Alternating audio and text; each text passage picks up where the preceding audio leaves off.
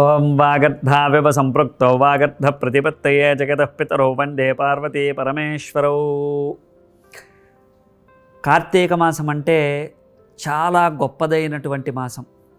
కార్తీక మాసంలో సంకల్పం చెప్పుకొని ఆచమనం చేసి స్నానం చేయటం అనేటువంటిది చాలా అంటే చాలా ఉత్తమమైనటువంటి ఒక విశిష్టత కలిగినటువంటిది.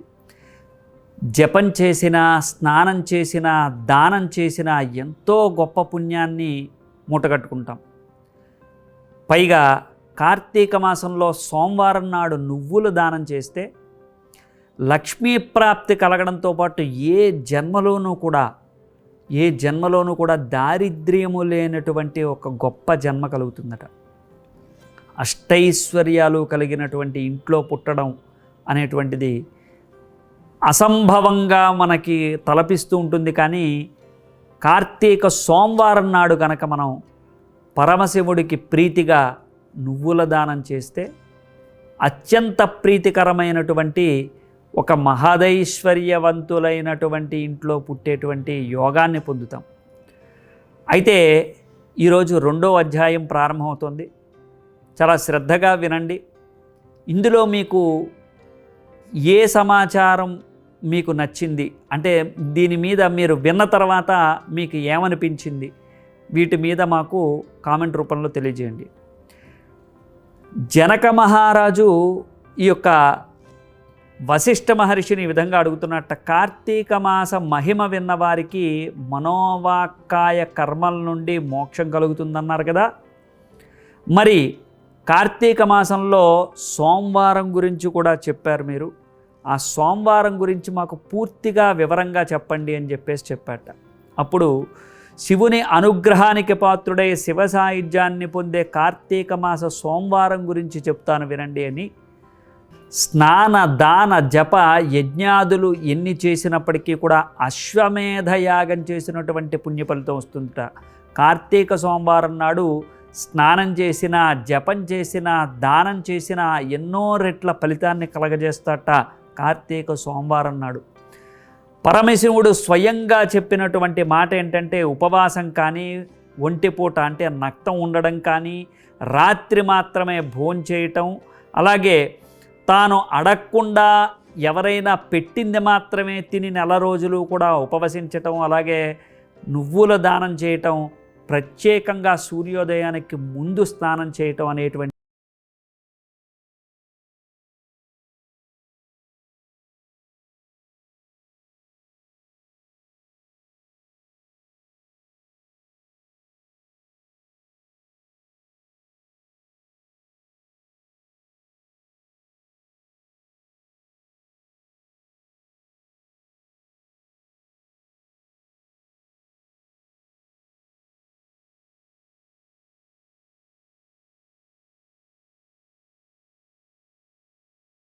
పప్పులు, ధాన్యాలు, లేదంటే కొన్ని పదార్థాలు పళ్ళు, పాలు మాత్రమే తీసుకుని ఉండటాన్ని ఉపవాసము అంటారు. అలాగే ఒంటిపూట భోంచేయటం అంటే నక్తం చేయటం. ఏ విధంగా అంటే ఏకభుక్తం, ఒక రకంగా చెప్పాలంటే జపం, దేవతార్చన మొదలైనవన్నీ కూడా చేసి మధ్యాహ్న భోజనం చేసి రాత్రి అల్పాహారము లేదా పండ్లు మాత్రమే తీసుకుని ఉండటం ఒంటిపూట భోజనం. అలాగే 3వ పద్ధతి వేకువనే స్నానము, జపము, అభిషేకము, పితృదేవతార్చన ఇవన్నీ కూడా చేసుకుని పగలంతా ఉపవాసం ఉండి సాయంత్రం పురాణమంతా కూడా విన్న తర్వాత రాత్రి గడిపి నక్షత్రాన్ని చూసి భోజనం చేయటం, దీన్ని నక్తం అని కూడా అంటారట. ఈ విధంగా 3వ పద్ధతి. 4వ పద్ధతి ఉపవాసం ఉండి ఎవరిని అడగకుండా సాయంత్రం పూట ఎవరు ఏది పెడితే అది తినడం, అది మాత్రమే తిని ఆ 4 రోజులు గడపడం, దీన్ని అయాచిత వ్రతము అంటారు. 5వ పద్ధతిలో మంత్రయుక్తంగా స్నానం చేసి జపము మొదలైనవన్నీ కూడా చేసుకోవటం. ఇక 6వ పద్ధతి దానం చేయటం. అందులో నువ్వుల దానం చేయటం. నువ్వుల దానం చేయటం వల్ల అనేక రకాలైనటువంటి పాపాలన్నీ కూడా తొలగిపోవడంతో పాటు కుంభీపాకం లాంటి అనేక రకాలైనటువంటి నరక బాధల నుంచి కూడా తప్పించుకుంటారట, విష్ణు సాయుధ్యాన్ని పొందుతారట. స్త్రీలు ఈ వ్రతం చేయటం వల్ల అనేక రకాలైనటువంటి సౌభాగ్యాల్ని పొందుతారు. కార్తీక మాసంలో పగలంతా ఉపవాసం ఉండి భగవదారాధనలో గడిపి రాత్రి నక్షత్రాన్ని చూసి పిదప భోజనం చేయటం, ఈ విధంగా 5 సోమవారాలు లేదా 4 సోమవారాలు గడిపిన తర్వాత శివ సాయుధ్యం పొందుతారు. ఈ సోమవారాలు ఎవరైతే చేస్తారో జనక మహారాజా నమక చమక సహితంగా రుద్రమంత్రాల సహితంగా రుద్రాభిషేకం చేస్తూ ఎవరైతే కాలం గడుపుతూ ఉంటారో ఈ సందర్భంగా వారికి తగినటువంటి మోక్షం లభిస్తుంది. ఎలాంటి మోక్షము అంటే ఈ ఒక్క చిన్న కథ చెబుతాను వినమని ఈ విధంగా చెబుతూ ఉన్నాడు. పూర్వం కాశీ రాజ్యంలో ఒక బ్రాహ్మణుడు ఉండేవాడు. అతనికి నిష్ఠుర అనేటువంటి కుమార్తె ఉండేది. ఆ కుమార్తె అన్ని రకాలుగా కూడా చాలా తెలివిగలది, సౌందర్యవతి కూడా. అయితే ఆమె తనకి ఇష్టానుసారంగా వ్యక్తిగత జీవితం మీద ఒక అభిప్రాయం ఉన్నదట. ఆ అభిప్రాయంతో పాటుగా ఈ ఆచారాలు, ఈ వ్యవహారాలు, దైవభక్తి ఇవన్నీ కూడా ఇప్పుడు ఏ జనరేషన్లో అయితే ఎక్కువగా ఇవన్నీ ట్రాష్, ఇవన్నీ ఏమీ లేవు, మనకి ఎలా ఇష్టమైతే అలా బతకడమే మనకి నిజమైనటువంటి జీవితం అని ఎవరైతే అంటున్నారో అలా బ్రతకడం అంటే వారికి పళ్ళు తోముకోకుండానే తినటం, స్నానం చేయకుండానే మళ్ళీ భోజనం చేయటం, లేదంటే ఎక్కడ పడితే అక్కడ కూర్చుని సెల్ ఫోన్ లాంటివి చూస్తూ ఉండటం, వీటితో పాటు ఎక్కడైనా సరే అనకూడని మాటలు అంటూ ఇతరులని బాధ పెట్టడం, అలాగే భర్త అనేటువంటి వారిని నిర్మోహమాటంగా ఇష్టం వచ్చినట్టు మాట్లాడటం, అలాగే ఎవరు ఏం చేసినా కానీ వారికి తగినట్టుగా సమాధానం మొహం మీదే చెప్పేయటం లాంటివి. అంటే స్త్రీకి ఉండవలసినటువంటి లక్షణాలు లేకుండా స్త్రీ ఎప్పుడూ కూడా వినయ విధేయతలతో 100 మాటలకి ఒక్క సమాధానం చెబుతుందిట. 100 మాటలకి ఒక్క సమాధానం చెబుతుందిట. తెలివైనదై ఉన్నప్పటికీ కూడా 100 మాటలు 100 ప్రశ్నలు అడిగినప్పటికీ కూడా ఒక్క సమాధానం ఆ మనిషిని వినయ విధేయతలతో ఉన్నట్టుగా మళ్ళీ మాట్లాడకుండా చేసేటువంటి స్వభావంతో నిలబెడుతూ ఉంటుంది. అంటే ఇంటికి, అక్కడ ఇంటికి, ఇక్కడ ఇంటికి కూడా పేరు తెచ్చేటువంటి, పేరు ప్రఖ్యాతలు తీసుకొచ్చేటువంటి స్థాయిలో ఉన్నటువంటి స్త్రీ తనకి ఏది ఇష్టమైతే అది మాత్రమే చేస్తూ బరువైన వాటిని లేదా ఇష్టం లేని వాటిని దూరం చేసుకోవటం. అలాగే ఈ అమ్మాయికి ఒక బ్రాహ్మణుడిని ఇచ్చి వివాహం చేశారట. అది కూడా తాను ఇష్టపడినటువంటి అబ్బాయిని. ఆ అబ్బాయి సౌరాష్ట్ర దేశం నుంచి వచ్చినటువంటి ఒక వరుణ్ణి ఇచ్చి వివాహం చేశారు. ఆ వరుడు మంచి బ్రాహ్మణుడు, ఆచార వ్యవహారాలు కలిగిన వాడు. అటువంటి బ్రాహ్మణుణ్ణి ఎప్పుడు చూసినా దూషిస్తూ ఉండడంతో పాటు చాలా రకాలుగా నాకు అది కావాలి, ఇది కావాలి, ఇది కొనిపెట్టు, అది కొనిపెట్టు అని వేధించడంతో పాటుగా అత్తమామలు ఇంట్లో ఉండడానికి వీల్లేదు అని చెప్పి అత్తమామలిద్దరినీ కూడా ఇంట్లోంచి పంపించేసిందట. సరే కదా, తనకి ఇష్టం లేనటువంటి పని ఎందుకు చేయాలి, ఒక ఆడపిల్లని ఎందుకు బాధ పెట్టాలి అని చెప్పి తల్లిదండ్రులని దూరంగా పెట్టినప్పటికీ అతనిని అనరాని మాటలన్నీ మాట్లాడుతూ, అనుమానిస్తూ, భయపెడుతూ, భయానికి గురి చేసి ఒకనాటి రాత్రి అసలు ఇలా కాదు, నా ఇష్టం వచ్చినట్టు బతకడానికి ఇతనితో నేనెందుకు ఉండాలి అనేటువంటి ఉద్దేశంతో ఒకనాటి రాత్రి పెద్ద బండరాయి తీసుకుని బుర్ర బదలు కొట్టేసిందిట. బుర్ర పగల కొట్టి అతన్ని తీసుకుని వెళ్ళి పక్కనే ఉన్నటువంటి నూతిలో పాడవేసి ఏమీ ఎరగనట్లు తన ఇష్టం వచ్చినటువంటి మగవాళ్ళందరితోనూ కూడా తిరగడం ప్రారంభించిందట. అలా ప్రారంభించినటువంటి స్త్రీ ఒకచోట నచ్చలేదు. తను ఉన్నంతకాలము కూడా ఏదో ఒక ఊరు తిరుగుతూ అనేక రకాలైనటువంటి ఇక వ్యభిచార వృత్తిలోకి దిగిపోయినట్టుగా అందరితోనూ కూడా తిరగడం ప్రారంభించింది. అలా ఎంతకాలం ఉంటుందండి? యవ్వనం ఉన్నంతసేపు ఆ మిడిసిపాటు. తర్వాత వృద్ధాప్యంలోకి వచ్చేటప్పటికి ఎక్కడ భోజనం దొరకలేదు, కనీసం ఎవరు కూడా తన కేసి చూడటం లేదు. ఇలాంటి పరిస్థితుల్లో తను దాహం తీర్చుకోవటానికి కూడా మంచినీళ్ళు దొరకని పరిస్థితుల్లో ఆమె ఎంతో నరక బాధలు పడి ఆమె ఒకనాటి చీకట్లో ప్రాణాలు విడిచిపెట్టేసింది. ఆ ప్రాణాలు విడిచిపెట్టిన ఆమెని అందులోంచి వచ్చినటువంటి జీవుణ్ణి తీసుకువెళ్ళి యమభటులు శిక్షించడం మొదలుపెట్టారు యమధర్మరాజు ముందర ఉంచి.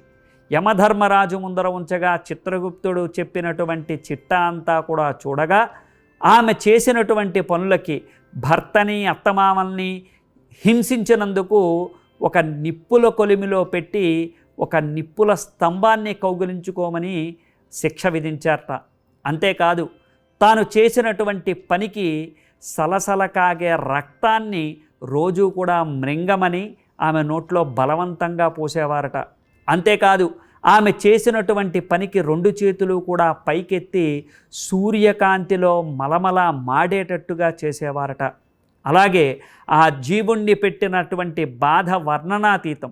నిజానికి ఎంత తిరిగి చెడిందో ఆ అమ్మాయికి తగినటువంటి జీవుడు కూడా అంతే విధంగా బాధపడుతూ నరకయాతనలు పడుతూ 15 జన్మలు జీవులలో ఒక జీవిగా పుట్టడం, ఒకనాడు కీటకంగా, మరొకనాడు పేడ పురుగుగా, మరొకనాడు పక్షిగా, మరొకనాడు చెట్టుని తినేటువంటి ఒక పురుగుగా, ఆకుల్ని తినేటువంటి పురుగుగా, మరొకనాడు అలాగ 15 జన్మలెత్తి 15వ జన్మగా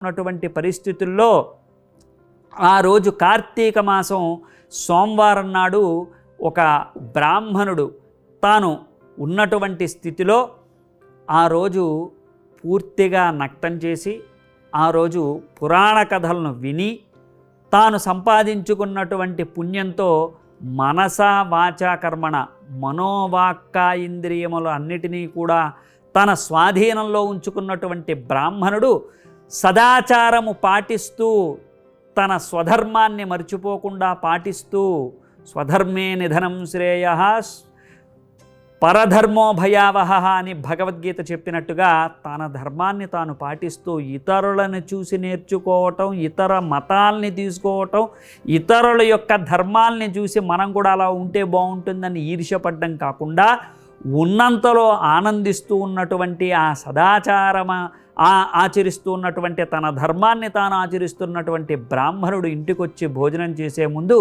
భూతబలి అంటారు. అంటే తన ఇంటికి వచ్చి ఎవరూ కూడా భోజనం చెయ్యకపోతే ఇతరులకి ఎవరికైనా పెట్టి భోజనం చెయ్యాలి.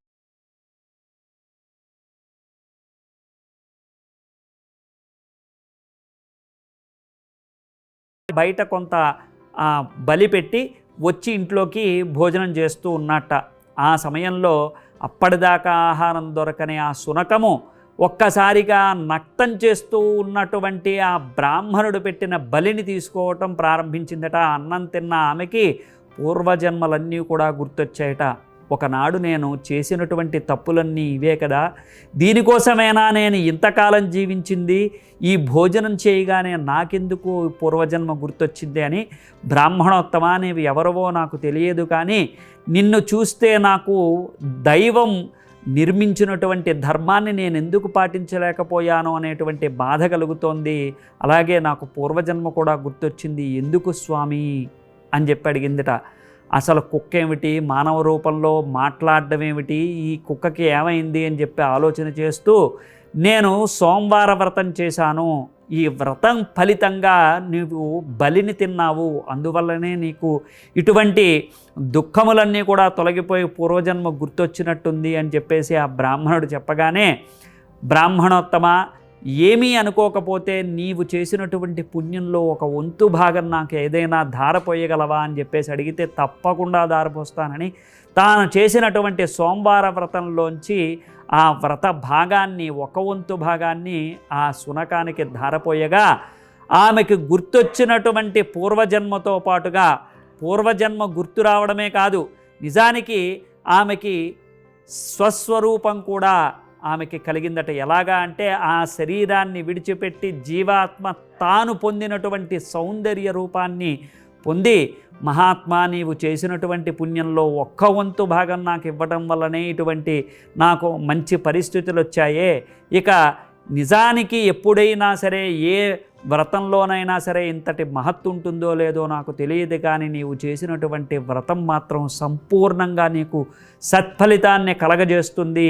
ఇటువంటి వ్రతాల్ని చేస్తూ ఉండు స్వామి, నన్ను ధన్యురాల్ని చేసినందుకు కృతజ్ఞతలు అని చెప్పి ఆమె తిరిగి కైలాసానికి వెళుతూ తనని ఆశీర్వదించి ముక్తిని పొందిందట, శివ సాయుధ్యాన్ని పొందిందట. అంతేకాదు తన పొందినటువంటి మేలు జనక మహారాజుకి ఈ విధంగా సోమవార వ్రతం గురించి తెలియజేస్తూ వశిష్ఠ మహర్షి, సోమవార వ్రతం అంటే ఎన్నో రోజులు తపస్సు చేయటం మాత్రమే కాదు, అశ్వమేధ యాగాలు 100 చేసినటువంటి ఫలితాన్ని కలుగుతాయి. కనుక ఈ సోమవార వ్రతం చేయనాయనా అని చెప్పేసి ఆ యొక్క వ్రత మహత్తును గురించి చెబుతూ ఉన్నట్ట వశిష్ఠ మహర్షి జనక మహర్షికి. ఈ విధంగా 2వ అధ్యాయం ఈరోజు ముగిసింది. అందరూ కూడా ఈ వ్రతం వల్ల ఆమె పొందినటువంటి దుష్ఫలితాలు కానీ, ఆమె పొందినటువంటి సత్ఫలితాలను కానీ వాటిని మాకు మీ కామెంట్ రూపంలో తెలియజేయండి. మీ అభిప్రాయాలన్నింటినీ కూడా. శుభం.